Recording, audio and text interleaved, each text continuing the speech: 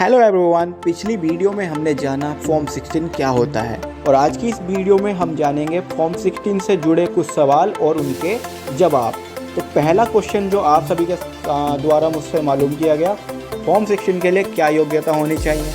तो भारत सरकार के वित्त मंत्रालय द्वारा जारी नियमों के अनुसार प्रत्येक नौकरी पेशा जो इनकम टैक्स की सीमा के अंतर्गत आता है फॉर्म 16 के लिए योग्य होता है। यानी जो भी सैलरीड पर्सन है जो इनकम टैक्स पेड कर रहे हैं उनको फॉर्म 16 जारी किया जाएगा। नेक्स्ट क्वेश्चन है फॉर्म 16 कैसे डाउनलोड करें। तो ये बहुत इंपॉर्टेंट क्वेश्चन है जो सबके दिमाग में चल रहा होगा। तो कोई भी व्यक्ति खुद से फॉर्म 16 डाउनलोड नहीं कर सकता है, ये जानना ज़रूरी है। यह केवल आपकी कंपनी द्वारा डाउनलोड और जारी किया जा सकता है। एक आम गलत धारणा जो लोगों के मन में है कि वे पैन कार्ड डाल करके ट्रेसेस वेबसाइट पर फॉर्म 16 डाउनलोड कर सकते हैं, तो ऐसा बिल्कुल भी नहीं है। यदि आपकी कंपनी आपके वेतन से TDS काटती है तो उसे प्रत्येक फाइनेंशियल ईयर जो होता है 1 अप्रैल से 31 मार्च की जो पीरियड होता है उसकी 31 मई को तय तारीख से पहले फॉर्म 16 जारी करना ज़रूरी है। आइए जानते हैं एक इम्पोर्टेंट क्वेश्चन कि नौकरी पेशा व्यक्ति के लिए फॉर्म 16 कितना महत्वपूर्ण है, यानी कि इम्पोर्टेंस क्या है भाई फॉर्म 16 की। तो फॉर्म 16 इनकम टैक्स के नज़रिए से एक नौकरी पेशा व्यक्ति के लिए, सैलरीड पर्सन के लिए अत्यधिक महत्वपूर्ण है और इस फॉर्म में जो जानकारी है वो इनकम टैक्स रिटर्न दाखिल करने के लिए आवश्यक होती है। भारत में इस प्रमाण पत्र के साथ करदाता चार्टर्ड अकाउंटेंट यानी जो SSC है वो चार्टर्ड अकाउंटेंट या वित्तीय सलाहकारों की मदद के बिना भी अपना इनकम टैक्स रिटर्न स्वयं कर सकता है बहुत ही आसानी से। और यह बात उन व्यक्तियों पर ज़्यादा लागू हो जाती है जिनका केवल एक ही सोर्स है, वो भी इनकम फ्रॉम सैलरी। यह एक ऐसा दस्तावेज है, ऐसा डॉक्यूमेंट है जिसका उपयोग कर्मचारी ये साबित करने के लिए भी करता है कि उसने टैक्स का भुगतान कर दिया है और इसे किसी भी आयकर संबंधित जांच के दौरान वो प्रमाण के रूप में दिखा सकता है। बैंक और अन्य NBFC और वित्तीय संस्थाएं जो फाइनेंशियल इंस्टीट्यूशन है वो भी इसे वैध आय प्रमाण पत्र के रूप में स्वीकार करते हैं। साथ ही साथ लोन आवेदनों के लिए कई वित्तीय संस्थानों को अपनी सत्यापन प्रक्रिया में वेरिफिकेशन के लिए भी इस दस्तावेज की आवश्यकता होती है। जब भी आप लोन लेने जाएंगे तो आपसे ITR फाइल किया गया फॉर्म 16 मांगा जाएगा। यदि आप कोई विदेश यात्रा करने की योजना बना रहे हैं ना, तो कई वीज़ा जांचकर्ता जैसे कि शेंगेन वीज़ा ज़रूरी दस्तावेजों में फॉर्म 16 जमा करने के लिए भी कहते हैं। ये बहुत इम्पोर्टेंट बात है। आइए जानते हैं कि एक फाइनेंशियल ईयर में अगर आप कई कंपनियों के साथ काम करते हैं तो जितनी कंपनियों में आप काम करते हैं ना, ऐसा व्यक्ति जो एक फाइनेंशियल ईयर में एक से ज़्यादा जगह नौकरी कर रहा है तो उसे हर जगह से उसका रिक्रूटर फॉर्म 16 जारी करके देगा। यानी कि सभी कंपनियां उसे फॉर्म 16 जारी करके देंगी। फॉर्म 16 प्राप्त करने वालों के उसमें क्या जांचना चाहिए, क्या जांचे उसमें, ये भी एक इम्पोर्टेंट बात है कि हमें क्या देखना है उसमें। तो जो पर्सनल जानकारी है, साथ ही साथ हमारी इनकम की जो अमाउंट है वो और TDS जो हमारा काटा गया हो सबकी जानकारी हमें चेक करनी है। साथ ही साथ अपना पैन कार्ड नंबर देखना है जो फॉर्म 16 में दर्ज है। अगर किसी की फॉर्म में यह जानकारी गलत लिखी गई है तो उसे तुरंत कंपनी या फिर जो आपका रिक्रूटर है यानी कि जो आपका नियोक्ता है उसके EHRMS पोर्टल पर, पेरोल पर, फाइनेंस ऑफिस में, डिपार्टमेंट के फाइनेंस ऑफिस जो है वहाँ पर सूचना देकर इसे ठीक कराना चाहिए, वरना फिर गलत होता रहेगा। आइए जानते हैं नेक्स्ट क्वेश्चन, फॉर्म 16 प्रदान करने में नियोक्ता यानी रिक्रूटर और कंपनी की क्या जिम्मेदारी है।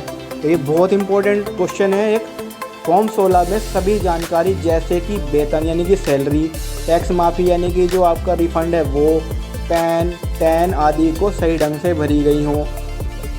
प्रत्येक पेज पर कंपनी के एक सक्षम और जिम्मेदार व्यक्ति द्वारा हस्ताक्षर किए जाने चाहिए, यानी कि जो हमारा रिक्रूटर है उसके साइन होने चाहिए।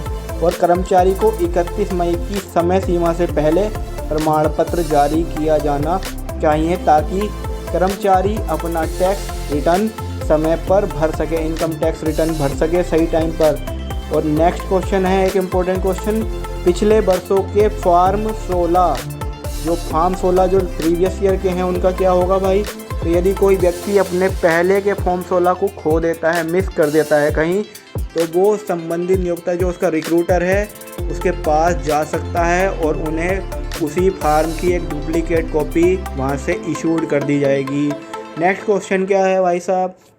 नेक्स्ट क्वेश्चन है कि टैक्स रिटर्न और फॉर्म 16 इन दोनों में क्या संबंध है?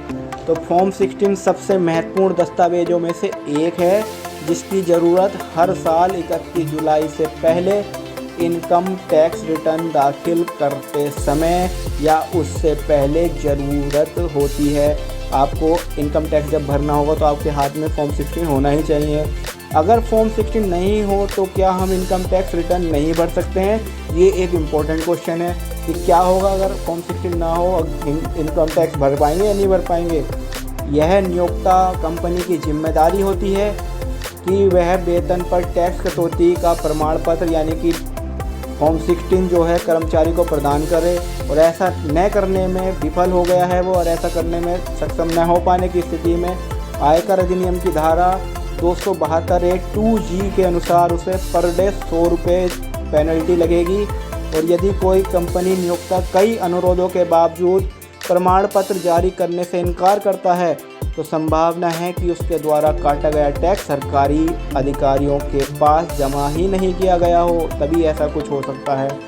यदि किसी कारण से कोई रीज़न रहा हो जिसमें रिक्रूटर या कंपनी फॉर्म 16 नहीं दे पाई हो तो इस आधार को बनाकर एसएससी यानी कि जो करदाता है वो इनकम टैक्स रिटर्न करने से नहीं बच सकता है। अपना इनकम टैक्स भरने के लिए फॉर्म 26AS, भाई ये 26AS क्या है अगली वीडियो में बताऊंगा मैं, तो उस विकल्प को चुन सकते हैं जिसे आयकर विभाग बैंक की वेबसाइट से डाउनलोड कर सकते हैं। साथ ही बैंक से TDS सर्टिफिकेट, टैक्स बचत निवेश प्रमाण, किराए की रसीदें और अपनी सैलरी स्लिप का उपयोग कर भी आप इनकम टैक्स रिटर्न फाइल कर सकते हैं। नेक्स्ट क्वेश्चन क्या है भाई साहब? नेक्स्ट क्वेश्चन है फॉर्म 16 को सुरक्षित रखना। तो कितना समय तक फॉर्म सुरक्षित रहना चाहिए, ये भी एक इम्पोर्टेंट सवाल है। हालांकि फॉर्म 16 को इनकम टैक्स रिटर्न फाइल करते समय एक सहायक दस्तावेज के रूप में देखा जाता है या फिर जमा करना आवश्यक नहीं होता है, लेकिन यह अनिवार्य है कि जब फॉर्म 16 जारी हुआ है तब से उसे 6 वर्षों तक सुरक्षित रखा जाए। तो आप सभी को ये सारे जो क्वेश्चंस हैं इनमें अगर आपको कोई भी डाउट होगा तो मुझे उम्मीद है कि आपका ये हर प्रकार का डाउट आज की इस वीडियो के बाद दूर हो जाएगा। और अगर ये वीडियो आप सभी को कुछ थोड़ी बहुत भी इंटरेस्टिंग लगी तो आप इस वीडियो को शेयर कर दीजिए, लाइक कर दीजिए और चैनल को सब्सक्राइब कीजिए। साथ ही साथ कमेंट बॉक्स में बतलाइए क्या आपको इनकम टैक्स से रिलेटेड क्या इन्फॉर्मेशन चाहिए। हमसे जितना संभव होगा हम आपकी हर प्रकार से डाउट क्लियर करने की कोशिश करेंगे। थैंक यू सो मच और बने रहिएगा हमारे चैनल के साथ।